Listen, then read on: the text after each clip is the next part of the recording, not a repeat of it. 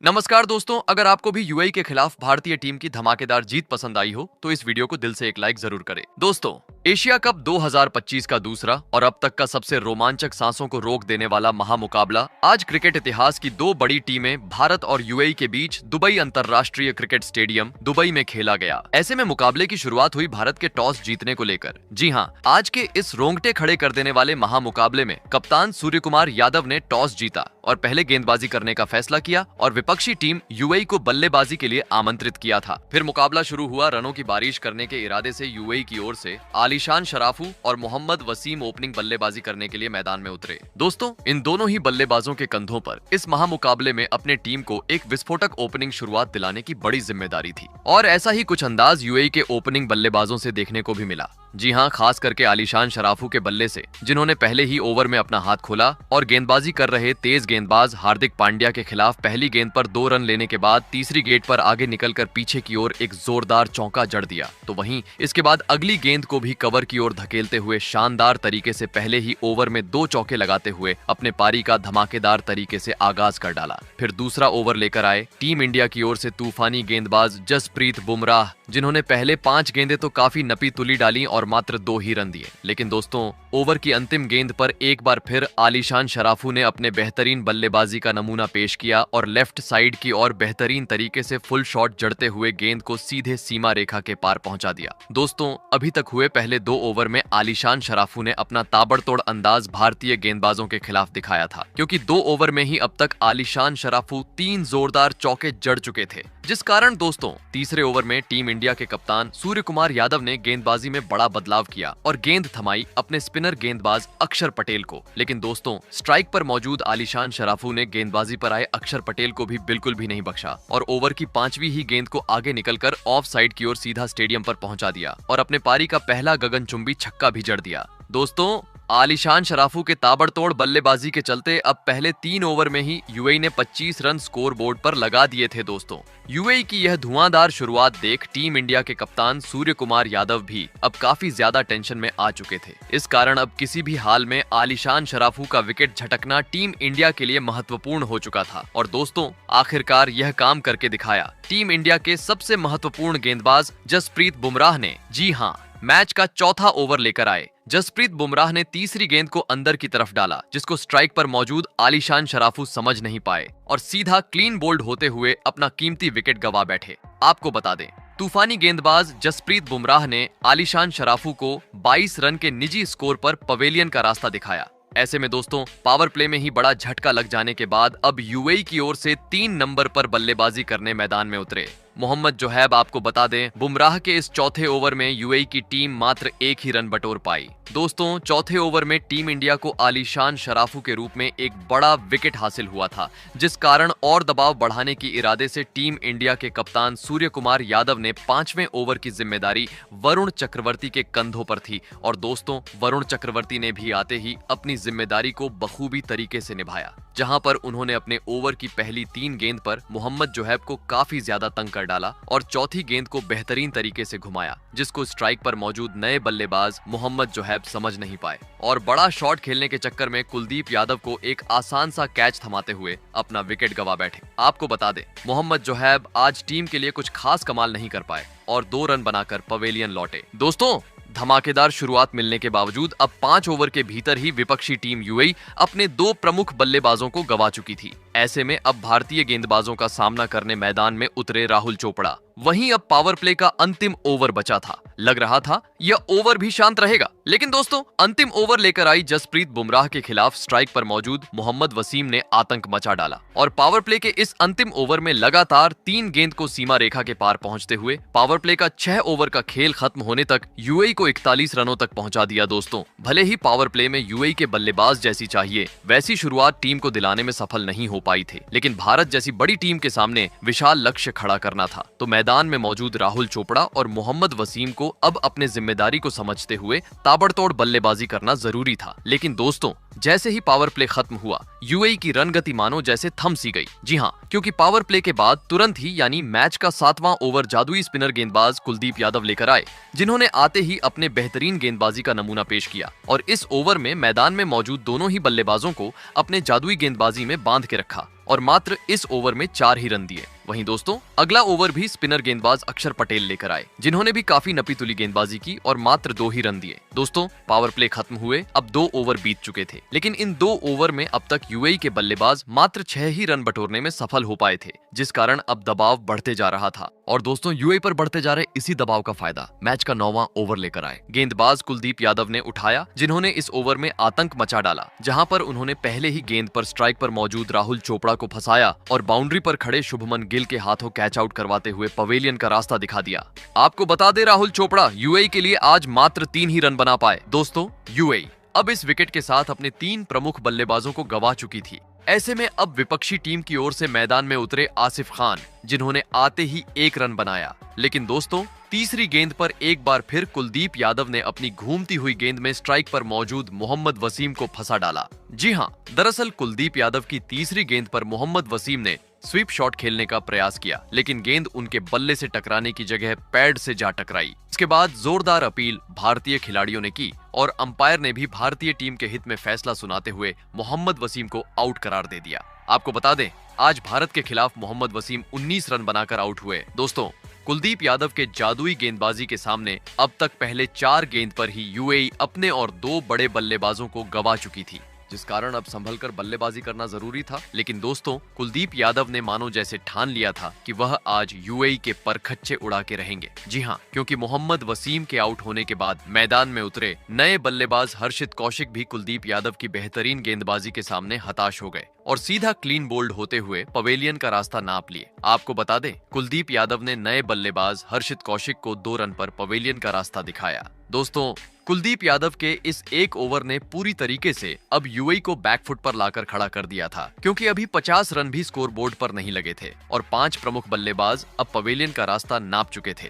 पूरी तरीके से भारतीय गेंदबाजों का बोलबाला अब मैदान पर देखने को मिल रहा था। ऐसे में दोस्तों अब इस संकट की घड़ी में टीम को संभालने मैदान में उतरे ध्रुव पाराशर जरूरत थी। अब यहां से भारतीय गेंदबाजों के खिलाफ संभल कर सूझबूझ के साथ बल्लेबाजी करने की। लेकिन दोस्तों सूझबूझ के साथ बल्लेबाजी तो छोड़ो, यूएई के बल्लेबाज भारतीय गेंदबाजों को समझ भी नहीं पा रहे थे। जी हाँ, क्योंकि इसके बाद मैच का 10वां ओवर लेकर आए टीम इंडिया की ओर से वरुण चक्रवर्ती, जिनका यह ओवर तो यूएई ने संभल कर खेला, लेकिन अगले ओवर में यानी मैच के 11वें ओवर में शिवम दुबे ने आते ही अपने स्पेल के पहले ही ओवर में कमाल कर डाला और ओवर की तीसरी गेंद को बाहर की तरफ डाला, जिसको स्ट्राइक पर खड़े आसिफ खान समझ नहीं पाए और बाहर जाती हुई गेंद को छेड़ने के चक्कर में विकेटकीपर संजू सैमसन को एक आसान सा कैच देते हुए अपने टीम का साथ छोड़ गए। आपको बता दे आसिफ खान मात्र 2 रन की पारी खेल पवेलियन लौटे। दोस्तों ओवर प्ले के बाद मानो जैसे यूएई के बल्लेबाजों को नजर से लग गई थी।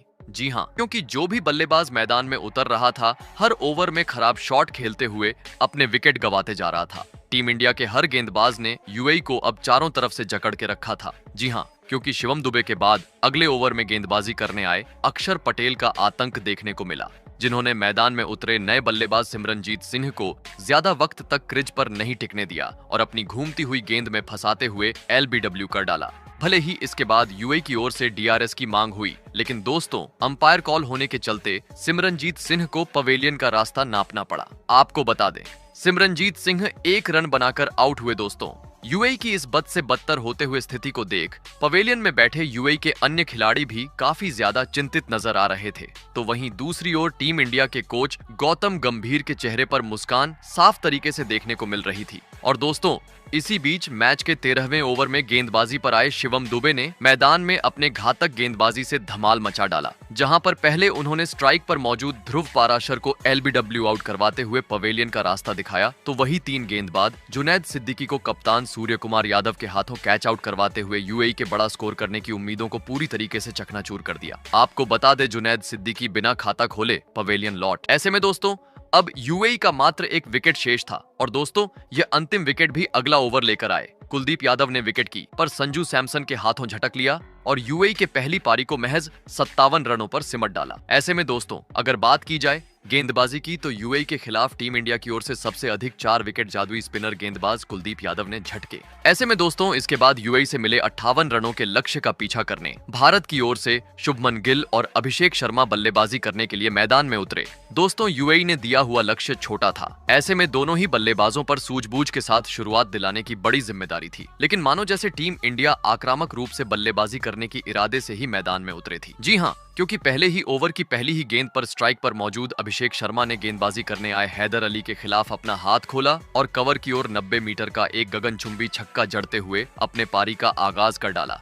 बता दूं, पहले गेंद पर छक्का लगाने के बाद अभिषेक शर्मा यही नहीं रुके, बल्कि उन्होंने दूसरी गेंद पर भी जोरदार कट लगाते हुए शानदार तरीके से चौका बटोर लिया। भले ही इसके बाद हैदर अली ने वापसी की और अगली 4 गेंद पर अभिषेक शर्मा को एक भी रन बनाने नहीं दिया, लेकिन दोस्तों, अभिषेक शर्मा की इस आक्रामक बल्लेबाजी के चलते पहले ही ओवर में अब भारतीय टीम ने 10 रन स्कोर बोर्ड पर लगा दिए थे। दोस्तों, पहले ओवर में अभिषेक शर्मा का ताबड़तोड़ अंदाज देखने को मिला, तो वही दूसरे ओवर में उनके साथ ही बल्लेबाज शुभमन गिल ने अपने बेहतरीन बल्लेबाजी का नमूना पेश कर दिया, जहां पर उन्होंने ओवर की दूसरी गेंद को आगे निकलकर कवर की ओर सीमा रेखा के पार पहुंचा दिया। तो वहीं ओवर की अंतिम गेंद पर मोहम्मद रोहित के खिलाफ कलाइयों का इस्तेमाल करते हुए गेंद को सीधे स्टेडियम के पार पहुंचा दिया। दोस्तों, आज काफी तूफानी अंदाज यूएई के खिलाफ टीम इंडिया के दोनों ही ओपनिंग बल्लेबाजों से देखने को मिल रहा था, क्योंकि अभी तक मात्र 12 गेंद का खेल हुआ था और दोनों ही बल्लेबाज चौकों छक्कों की बरसात दुबई के स्टेडियम में कर चुके थे। गेंदबाजी के बाद अब बल्लेबाजों का बोलबाला मैदान पर देखने को मिल रहा था, लेकिन दोस्तों, असली मजा देखने को मिला मैच के तीसरे ओवर में, जहां पर पहले ओवर में ताबड़तोड़ बल्लेबाजी करने वाले अभिषेक शर्मा ने एक बार फिर अपना रुद्र रूप अपनाया और गेंदबाजी करने आए। ध्रुव पाराशर के खिलाफ आतंक मचाते हुए लगातार 2 गेंद को सीमा रेखा के पार पहुंचा डाला और इस ओवर में भी 13 रन बटोर डाले। दोस्तों, पहले 3 ओवर में ही शुभमन गिल और अभिषेक शर्मा ने अपनी घातक बल्लेबाजी के दम पर 3 ओवर में ही 38 रन अब तक स्कोरबोर्ड पर लगा दिए थे। अलग ही तूफान से यह दोनों ही बल्लेबाज अब टीम को जीत की ओर ले जा रहे थे, क्योंकि इसके बाद अगला ओवर यूएई की ओर से नए गेंदबाज जुनैद सिद्दीकी लेकर आए और दोस्तों, हर गेंदबाज की तरह अभिषेक शर्मा ने जुनैद सिद्दीकी को भी नहीं बख्शा और ओवर की तीसरी गेंद को बेहतरीन तरीके से फुल शॉट जड़ते हुए छक्का लगा दिया। लेकिन दोस्तों, कहते हैं ना, लालच बुरी बला होती है और ऐसा ही कुछ अगले ही गेंद पर देखने को मिला। जी हाँ, दरअसल अगली गेंद को एक बार फिर अभिषेक शर्मा ने सीमा रेखा के पार पहुंचाना चाहा, लेकिन इस बार गेंद उनके बल्ले से ठीक से नहीं लगी और हवा में खड़ी हो गई और दोस्तों, इस आसान से कैच को हैदर अली ने लपक लिया और विस्फोटक अंदाज में पारी खेल रहे अभिषेक शर्मा का यही अंत कर डाला। आपको बता दें, अभिषेक शर्मा 16 गेंद में 30 रन की एक ताबड़तोड़ पारी खेल आउट हुए, जिसमें उन्होंने 2 जोरदार चौके और 3 आसमानी छक्के भी जड़े। दोस्तों, भले ही अभिषेक शर्मा अब टीम का साथ छोड़ चुके थे, लेकिन अब तक काफी देर हो चुकी थी। जी हाँ, क्योंकि अब भारतीय टीम को मात्र जीत के लिए 10 रनों की जरूरत थी। ऐसे में अब मैदान में उतरे टीम इंडिया के कप्तान यानी सूर्य कुमार यादव और आते ही सूर्या ने भी अपने अतरंगी अंदाज में पारी की। पहली ही गेंद को पीछे की ओर भेजते हुए एक गगनचुंबी छक्का जड़ दिया। वही बची कुची कसर अगले ओवर में शुभमन गिल ने चौके के साथ पूरी कर डाली और 5 ओवर के भीतर ही एशिया कप के अपने इस पहले मुकाबले में टीम इंडिया को 9 विकेट से एक ऐतिहासिक जीत दिला दी। दोस्तों, देखा जाए तो आज की इस महा मुकाबले को टीम इंडिया ने एक तरफा अपने नाम किया, क्योंकि पहले तो टीम इंडिया की ओर से काफी घातक गेंदबाजी देखने को मिली, खास करके कुलदीप यादव से, जिन्होंने अपनी फिरकी के जाल में यूएई के सभी बल्लेबाजों को एक के बाद एक फंसाया और पवेलियन का रास्ता दिखाया, जिस कारण एक बेहतरीन शुरुआत मिलने के बावजूद यूएई ज्यादा वक्त तक भारतीय गेंदबाजों के सामने नहीं टिक पाई और सभी अपने विकेट गंवा बैठी। वहीं इसके बाद जिस तरह से लक्ष्य छोटा होने के बावजूद शुभमन गिल और अभिषेक शर्मा ने शुरुआत दिलाई, वह काबिले तारीफ थी, क्योंकि अब भारतीय टीम को यूएई के बाद पाकिस्तान के खिलाफ मुकाबला खेलना है और इस तरह का प्रदर्शन टीम इंडिया के कॉन्फिडेंस को जरूर बढ़ाएगा। बता दूं, आज के महा मुकाबले में कुलदीप यादव ने यूएई के 4 बड़े बल्लेबाजों को पवेलियन का रास्ता दिखाया और जिस कारण जीत के बाद उन्हें मैन ऑफ द मैच से भी नवाजा गया। ऐसे में दोस्तों, मैन ऑफ द मैच का अवार्ड लेते हुए कुलदीप यादव ने बोलते हुए एक बड़ा बयान दिया। जी हाँ, कुलदीप यादव ने कहा, मुझे लगातार टीम में खेलने के मौके नहीं मिलते हैं, जिस कारण मुझे जब भी मौका मिलता है अपना बेहतरीन प्रदर्शन देने की पूरी कोशिश करता हूं और आज भी मैंने यही किया। पिच से स्पिनर के लिए काफी ज्यादा मदद देखने को मिल रही थी और कप्तान सूर्य कुमार यादव ने मुझे बता दिया था कि किस लाइन और लेंथ से गेंदबाजी करनी और इसका फायदा मुझे गेंदबाजी करते वक्त काफी मिला। मुझे उम्मीद है आने वाले मुकाबले में भी मैं इसी तरह का प्रदर्शन करूंगा और टीम के लिए एक बहुमूल्य भूमिका निभाऊंगा। वही दोस्तों, इस ऐतिहासिक जीत के बाद टीम इंडिया के कप्तान सूर्य कुमार यादव भी काफी ज्यादा खुश दिखे और उन्होंने प्रेस कॉन्फ्रेंस में बोलते हुए कहा कि जिस तरह का खेल आज सभी भारतीय खिलाड़ियों ने किया वह काबिले तारीफ था,